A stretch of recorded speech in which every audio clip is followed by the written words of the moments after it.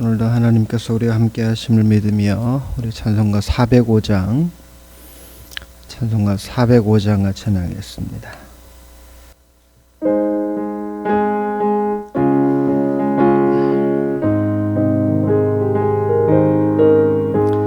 주의 친절한 발에 안기세 우리 마음이 평안하리니 항상 기쁘고 복이 되겠네.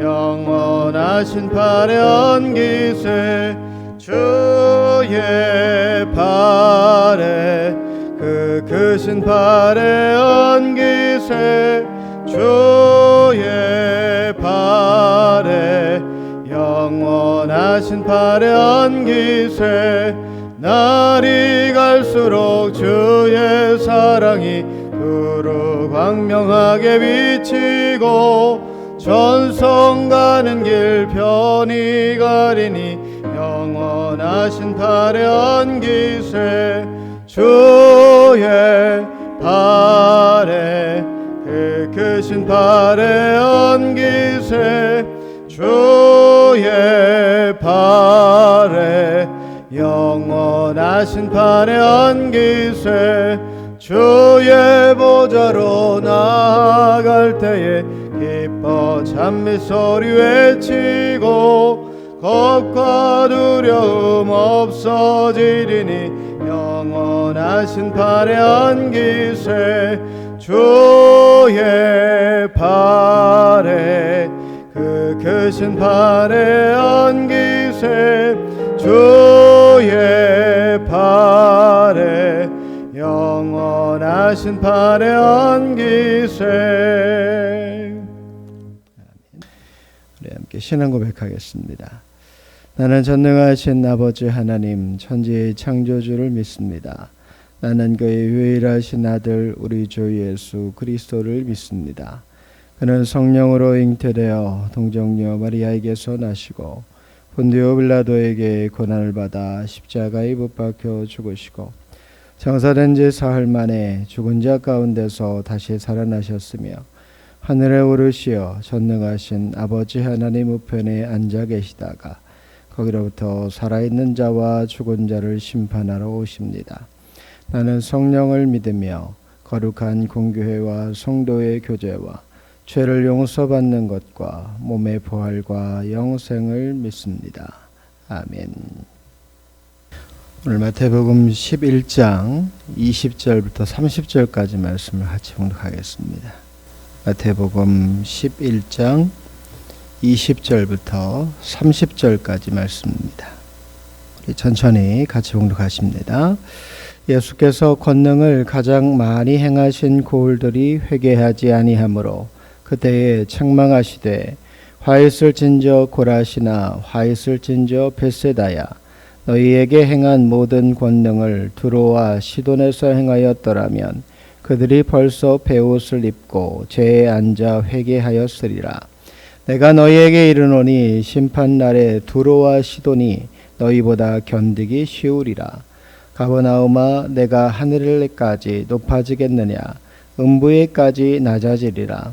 내게 행한 모든 권능을 소돔에서 행하였더라면 그 성이 오늘까지 있었으리라. 내가 너희에게 이르노니 심판날에 소돔 땅이 너보다 견디기 쉬우리라 하시니라.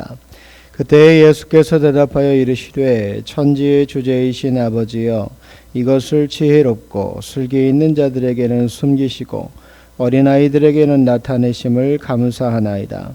옳소이다. 이렇게 된 것이 아버지의 뜻이니이다. 내 아버지께서 모든 것을 내게 주셨으니 아버지 외에는 아들을 아는 자가 없고 아들과 또 아들의 소원대로 계시를 받는 자 외에는 아버지를 아는 자가 없느니라. 수고하고 무거운 짐진 자들아 다 내게로 오라. 내가 너희를 쉬게 하리라. 나는 마음이 온유하고 겸손하니 나의 멍에를 메고 내게 배우라. 그리하면 너희 마음이 쉼을 얻으리니 이는 내 멍에는 쉽고 내 짐은 가벼움이라 하시니라. 아멘. 하나님은 오늘도 우리와 함께 하십니다. 우리의 중심에 은혜를 더하십니다. 우리의 믿음의 자리에 바로 서서 우리와 동행하시는 하나님의 은혜를 구하고 또 스스로 그 은혜 가운데 살고 있음을 우리가 확신할 수 있다면 그 믿음에 합당한 은혜의 선물을 우리에게 더하실 겁니다.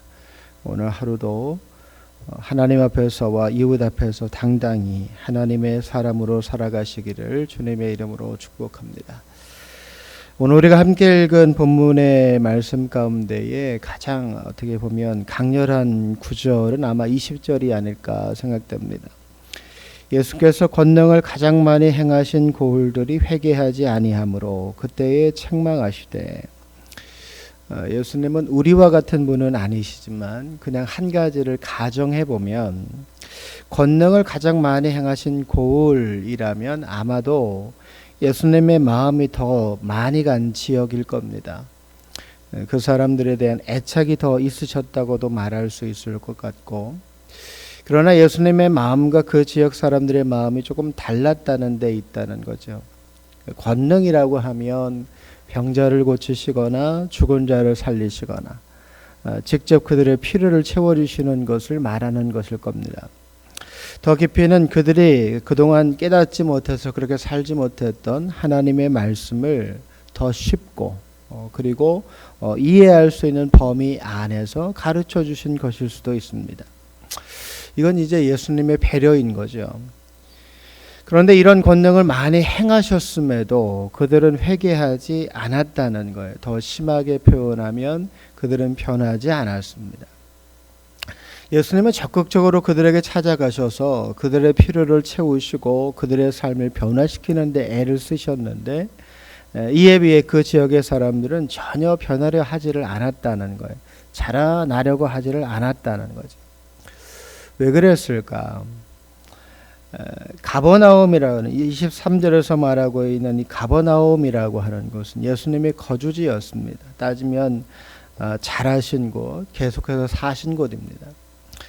그런데 그들에게 어느 날 갑자기 자기를 하나님의 아들, 또 이 땅의 구주, 천국 복음을 전파하시고 병자를 고치시는 모습은, 이런 갑작스러운 예수님의 변화는 조금 당황스러웠을지도 몰라요. 선지자도 고향에서는 홀대를 당한다. 그런데 그렇다고 하더라도 지금 예수님은 그들 앞에서 많은 일을 행하고 계십니다. 가난한 목수의 아들이 아니라 행하시는 능력을 보면 하나님의 아들이라고 충분히 인정할 수밖에 없는 많은 것들을 지금 보여주고 계세요. 근데 그럼에도 불구하고 이들이 변하지 않은 것은 예수님에 대한 불신의 문제일 거예요. 믿기지를 않는 거죠. 어제만 하더라도 나와 같이 평범한 똑같은 사람이었는데 하루아침에 전혀 다른 사람이 됐어요. 이해가 되지 않아요. 이해가 되지 않으니까 인정할 수 없고, 인정할 수 없으니까 내 삶을 변화시키려고 하지 않는 겁니다. 이런 이들을 향해서 예수님이 20절 말씀하시는 게 책망하십니다. 책망하신다. 예수님께는 좀 어울리지 않는 모습 같아요. 책망하시는 것. 누군가를 향해서 불편한 말씀을 하시는 것. 그들의 잘못을 지적하고 그들이 생각하고 있는 삶의 모양과 전혀 다른 삶의 모습을 이야기하시는 것. 그렇게 하지 못함에 대해서 책망하시는 것. 어떻게 보면 언뜻 이해가 되지 않는 모습. 평소의 예수님, 우리가 알고 있는 예수님의 모습과는 상당히 거리가 있는 것 같아요. 거기에다가 그 책망이 굉장히 좀 거칠어요. 24절 말씀을 보면, 내가 너희에게 이르노니 심판날에 소돔 땅이 너보다 견디기 쉬우리라. 불가유황으로 심판당한 소돔 땅보다 더할 것이다. 예수님의 모습이라고는 이해하기가 쉽지 않지만 예수님께서 이 정도 이렇게 하셨다면 분명한 이유가 있을 거예요. 그렇게 생각해 보면 예수님께서는 그들에게 찾아가셨습니다. 그리고 천국 복음, 하나님 말씀의 진리를 가르치셨을 거예요. 그것만으로 부족할 것 같으니까 삶의 필요를 가진 사람들을 도우셨어요. 병자를 고치시고 귀신 들린 자에게서 귀신을 쫓아내시고, 그래서 예수님을 만난 모든 사람들은 다른 삶에, 또 다른 삶의 희망을 얻을 수 있었을 겁니다. 그렇다면 이들은 이전과는 다른 삶을 살아야 맞습니다. 그들이 분명 예수님의 말씀을 들었고 예수님의 권능 행하심으로 은혜를 입어서 그들의 삶이 조금 편해지고 나아질 수 있었다면 그들은 그동안 살아왔던 삶의 모양을 바꿀 필요를 스스로도 느꼈을 거예요. 예수님을 만나고 그분을 통해서 은혜를 경험해 보니까 이전에 내가 살았던 삶의 모양과 무엇인가 다른 것을 느꼈을 거예요. 그렇다면 스스로 자신의 삶의 방향을 정해야 합니다. 그러나 이들은 그렇게 하지를 않았던 거예요. 다시 예전으로 돌아갑니다. 죄를 반복하고 하나님 나라가 아니라 자신이 중심이 된 나라를 꿈꾸게 되는 거예요. 25절 예수님께서 그런 말씀을 하시죠. 그때에 예수께서 대답하여 이르시되 천지의 주제이신 아버지여 이것을 지혜롭고 슬기 있는 자들에게는 숨기시고 어린 아이들에게는 나타내심을 감사하나이다. 스스로 지혜 있다 말하는 자들은 자신의 판단을 우선하는 아버지 하나님을 따르지 않습니다. 예수님께서 전하시는 말씀을 듣지를 않아요. 그들의 눈앞에서 이루어지는 예수님의 권능을 신뢰하지 않습니다. 이에 반해 비유로 말씀하시는 어린아이는 그냥 눈에 보이는 대로 순수하게 반응할 뿐이에요. 자기 뜻을 주장해서 내 뜻대로 되기를 바라지를 않습니다. 우리도 가만히 생각해 보면 우리가 지금 신앙의 자리에 머문 시간이 꽤 되죠. 하루 이틀이 아니라 적어도 10수년이라고 하는 시간이 지나갔어요. 그렇다면 예수님께서 권능을 많이 행하신 고을의 사람들이 변하지 않아서 그들의 모습을 책망하셨는데, 그렇다면 오늘날 우리의 신앙의 모습을 하나님께서 보실 때 과연 칭찬하실까요? 책망하실까요? 책망하셔야 맞을까요? 아니면 당연히 칭찬해야 맞으실까요? 우리의 생각과 하나님의 판단이 분명 다를 수 있습니다. 우리는 눈에 보이는 것을 따라가고 지금 당장 손에 잡히는 것을 얻기를 바라니까 무엇인가 우리의 삶에 큰 변화가 일어나지 않으면 그것이 하나님의 권능이라고 생각하지 않습니다. 우리의 삶의 큰 변화, 지금 내가 생각하고 있는 이 어려움, 내 자녀들의 인생에 닥쳐온 어떤 시험과 고난, 내가 지금 생각하고 있는 그 무엇인가가 얻어지지 않으면 우리는 그것을 하나님의 권능이라고 생각하지 않는다는 거예요. 하나님의 권능이 나의 인생의 손길에 있다고 하는 걸 믿지 않습니다. 그냥 나는 믿음을 갖고 있지만 하나님은 나에게 은혜를 더디 주신다라고만 생각한다는 거죠. 책망하실 수밖에 없을 것 같아요. 예수님을 직접 눈으로 본 사람들, 그분의 은혜, 그분의 권능으로 날마다 은혜를 체험한 모든 사람들임에도 불구하고 그들은 회개하지도 않았습니다. 스스로 죄인이라고 인정하지도 않았다는 거예요. 스스로 죄인이라고 인정하지 않으니 하나님의 권능이 그들의 심령에 온전히 심기었을 리가 없습니다. 내가 죄인이라고 인정하지 않는데 내 삶을 변화시키려고 하지 않겠죠. 여러분, 우리가 신앙생활 지금 하나님 앞에서 나름대로 신앙생활 열심히 하고 있다고 생각하지만 어떻게 보면 우리의 착각인지도 몰라요. 나는 정말 열심히 하고 있다고 생각하는데 하나님께서 보실 때에는 책망하실 수밖에 없는 모습인지도 모른다고요. 왜? 내 삶의 변화가 일어나지 않고 내 신앙이 성장하지 않고 계속해서 어린아이처럼 달라고만 떼쓰고 있는 것은 아닌가? 매일같이 하나님께서 은혜를 주시고 계심에도 불구하고 그것을 은혜라고 생각하지 않고 그보다 더 큰 것, 다른 사람이 부러워할 만한 어떤 것을 바라고만 있지는 않은가 하는 그런 모습들을 우리가 좀 돌아봐야 될 필요성이 있습니다. 왜 그러냐? 예수님 말씀하시는 것을 가만히 들어보면 27절 내 아버지께서 모든 것을 내게 주셨으니 아버지 외에는 아들을 아는 자가 없고 아들과 또 아들의 소원대로 계시를 받는 자 외에는 아버지를 아는 자가 없느니라. 모든 사람에게 다 알게 하셨지만 아버지를 아는 자가 없다고 예수님 말씀하십니다. 우리가 지금까지 신앙생활 하면서 읽었던 성경의 장수만 한번 생각해 봐도요. 매주 여러분 구역보고서 쓰신다고 몇 명 모였고 몇 장 성경 읽었고, 저는 개인적으로 그렇게 쓰는 거 별로 좋아하지 않는데 왜 안 좋아하냐면 읽으면 변해야죠. 읽으면 바뀌어야죠. 읽으면 성장해야죠. 읽으면 하나님의 마음을 이해하려고 애를 써야죠. 내 소리를 내서 이렇다 저렇다라고 말하기 전에 하나님께서 내 인생 가운데 허락하신 은혜를 먼저 발견하고 그것에 감사할 줄 알아야 되는데, 우리는 뭐에 익숙한가 하면 자꾸만 나 자신을 드러내서 누군가가 나를 인정해 주기를 바란다는 거예요.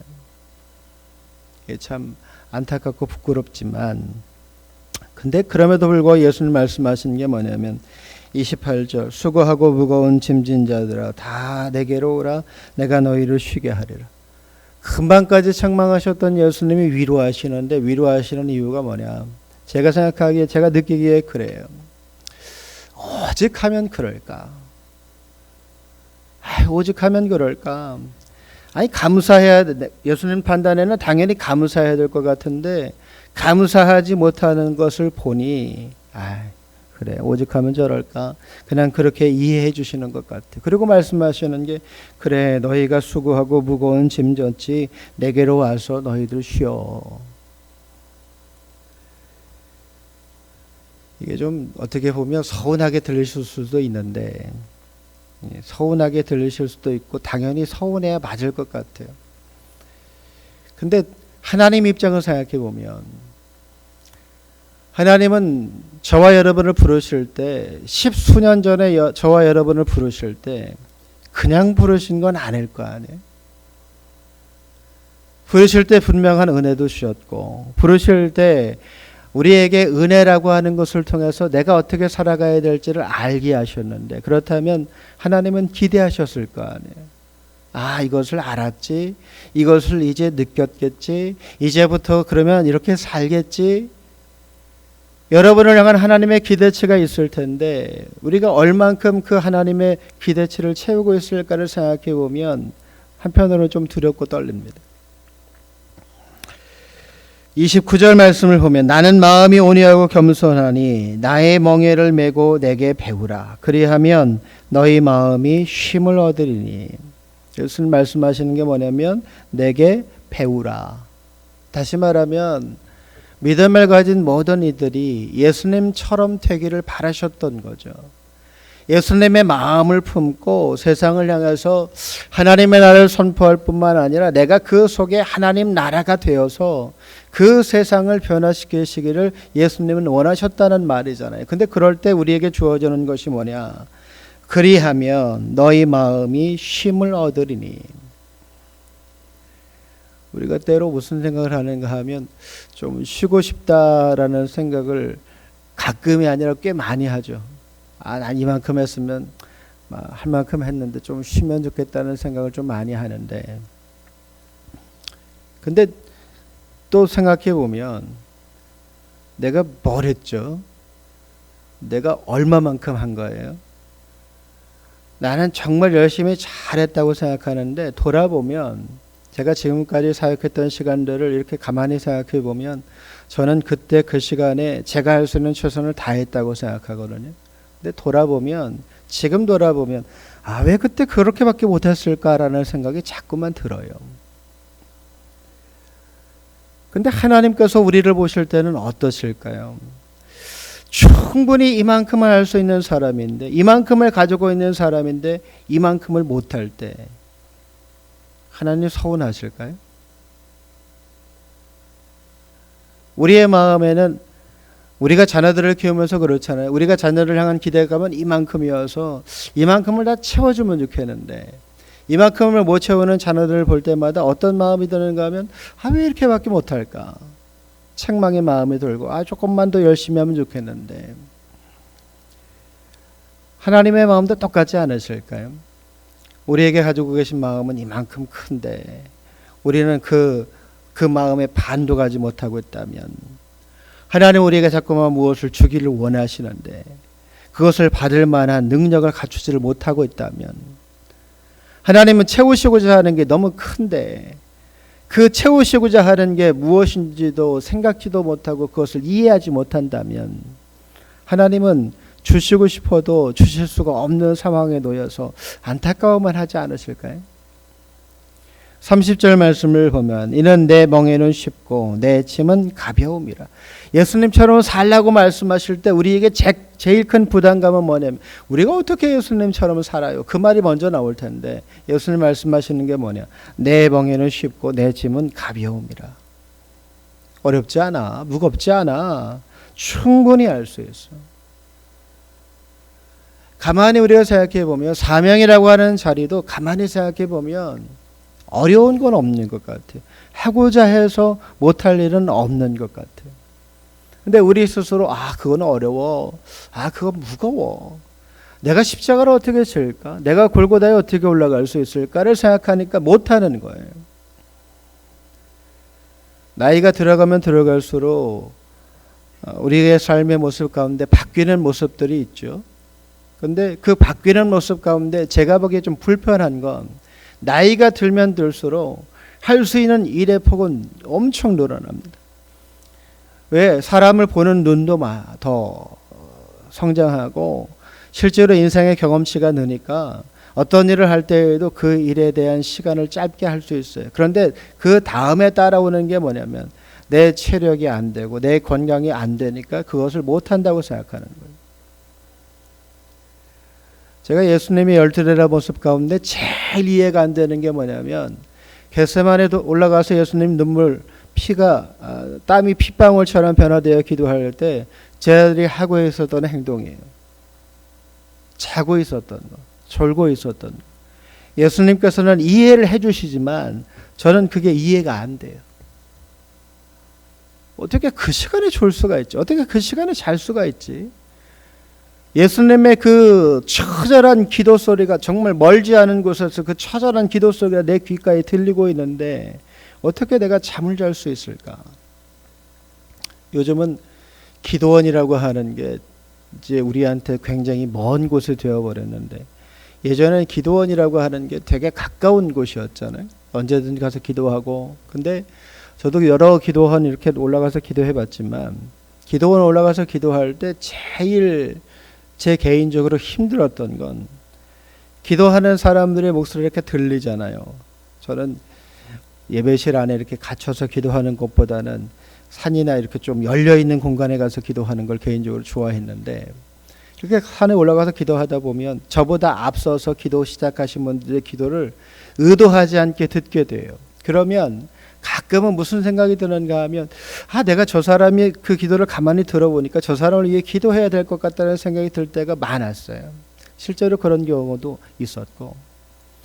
근데 그렇게 들려서 나도 지금 이 정도인데 예수님의 그 처절한 목소리를 듣는 제자들이 어떻게 그 순간에 잠을 잘 수 있었을까를 생각해 보면 아주 단순하게 생각해 보면 오늘 말씀처럼 예수님의 권능이 많이 행해져도 회개하지 않은 그들처럼 하나님의 마음을 이해하지 못하고 내가 그렇게 살려고 하지 않으면 그럴 수밖에 없겠구나 하는 생각도 들어요. 여러분 분명한 건 하나님이 우리를 하나님의 계획하심 속에서 부르셨다는 거예요. 어느 날 갑자기 그냥 불현듯 생각나서 여러분을 하나님 앞으로 불러주신 게 아니라 수년 수십 년 여러분을 향한 계획을 가지고 하나님이 여러분을 부르셨다는 거예요. 그냥 어느 한날 한번 불러볼까 싶어서 부른 게 아니라 여러분 각 사람을 향해서 여러분 가정과 여러분의 자녀를 향한 하나님의 계획이 있어서 그런 계획하심 속에서 여러분을 부르신 거예요. 더 이전을 얘기하면 여러분이 태어나기 전에 여러분의 부모님의 허리에 여러분이 있을 때 여러분을 부르신 거라고요. 그 부르심의 은혜가 작지 않아요. 그래서 그 부르심의 시간도 짧지 않아요. 그렇다면 우리가 살아가는 인생의 시간은 정해져 있고 그러면 우리는 매 순간에 그 하나님의 부르심에 반응하려고 애를 써야 돼요. 오늘을 살면서 어떻게 해야 내가 하나님의 마음에 합한 삶을 살 수 있을까를 고민해야 된다고요. 오늘 하루를 살면서 어떻게 하면 더 하나님의 말씀을 이룰 수 있을까를 고민하고 애써 봐야 돼요. 그래서 더 처절하게 기도해야 되고 더 처절하게 하나님께 매달려야 되고 더 처절하게 하나님을 찾아야 되는 거예요. 다른 사람 돌아보고 저 사람은 어떻게 하나? 그러면 여러분 절대 다른 사람 신경 쓰고 다른 사람보다 낫기만은 바라면 여러분 절대 하나님의 마음에 합한 사람이 될 수는 없어요. 다윗이 누구를 보고 신앙생활해요? 사도 바울이 누가 경쟁하듯 신앙생활해요? 그러지 않잖아요. 하나님을 바라보고 하나님이 나에게 주신 그 마음을 이루려고 애쓰며 하루하루 살다 보니까 다윗이 된 것도 다윗이 된 것이고 사도 바울이 된 거예요. 여러분, 오늘 하루 내가 할 수 있는 최선을 다해서 그 일에 한번 도전해 보세요. 내가 오늘을 살아가면서 이룰 수 있는 일이 무엇일까? 하나님의 마음을, 하나님 어떻게 하면 그 하나님의 마음을 세상 속에 드러낼 수 있을까를 고민해 보세요. 그러면 여러분을 통해서 이루시고자 하는 하나님의 뜻이 여러분의 눈에도 보이고 여러분의 손에도 잡히고 여러분의 삶에도 더하게 될 줄로 믿습니다. 오늘 하루 그런 믿음과 중심을 가지고 사셔서 마음껏 하나님의 일하심과 능력과 권능 속에 살아가는 오늘 하루가 될 수 있기를 주님의 이름으로 축복합니다. 우리 함께 기도하겠습니다. 하나님, 이 아침에도 하나님의 은혜를 구합니다. 오늘 이 아침도 우리와 함께 하시며 우리의 심령을 붙잡아 주시고 하나님의 마음을 갖게 하시며 성령의 은혜로 우리의 삶을 세워주심을 감사합니다. 이 새벽 우리가 하나님의 말씀을 의지하며 깨어 기도합니다. 하나님, 우리의 연약한 심령 붙잡아 주시고 연약한 육체 붙잡아 주시고 오늘 하루 살아가는 모든 순간 하나님의 사람으로 오직 하나님의 말씀과 성령의 은혜와 하나님의 붙드심 가운데 오늘을 살아갈 수 있도록 하나님 함께 하시며 역사하여 주옵소서. 이 아침 우리가 입을 열어 간구하여 기도할 때 하나님의 마음을 더 얻고 하나님의 뜻을 더 얻고 하나님의 마음을 가져서 오늘 하루 어제와 똑같은 하루가 우리에게 허락될지라도 어제보다 더 가까이 하나님 곁으로 다가설 수 있는 믿음의 하루 살게 하여 주옵소서. 이 아침에도 간구하여 기도합니다. 기도하며 하나님의 은혜를 구하는 믿음의 가정과 그 생의 기업 위에 하나님의 손길을 더해 주시고 평안과 은혜로 함께 해 주셔서 마음껏 일하시며 마음껏 부어주시는 하나님의 능력과 은혜 속에 오늘을 살아가는 믿음의 가족들 되게 하여 주옵소서. 가정에서 영상으로 또 믿음의 자리에서 하나님의 은혜를 구하는 믿음의 가족들을 기억하시고 그 삶의 자리 위에 하나님의 은혜와 평안을 더하여 주셔서 마음껏 하나님의 사람됨을 간증하고 그 은혜 앞에 감사하며 오직 하나님의 사람됨을 기뻐하며 오늘을 살아낼 수 있는 광주제일교회 모든 믿음의 가족들 되게 하여 주옵소서. 우리의 삶의 모양을 통하여 하나님의 영광 받아주시고 우리의 기도에 응답해 주시기를 소원하며 거룩하신 예수님의 이름으로 기도드립니다. 아멘. 하늘에 계신 우리 아버지, 아버지의 이름을 거룩하게 하시며 아버지의 나라가 오게 하시며 아버지의 뜻이 하늘에서와 같이 땅에서도 이루어지게 하소서. 오늘 우리에게 일용할 양식을 주시고 우리가 우리에게 잘못한 사람을 용서하여 준 것 같이 우리 죄를 용서하여 주시고 우리를 시험에 빠지지 않게 하시고 악에서 구하소서. 나라와 권능과 영광이 영원히 아버지의 것입니다. 아멘.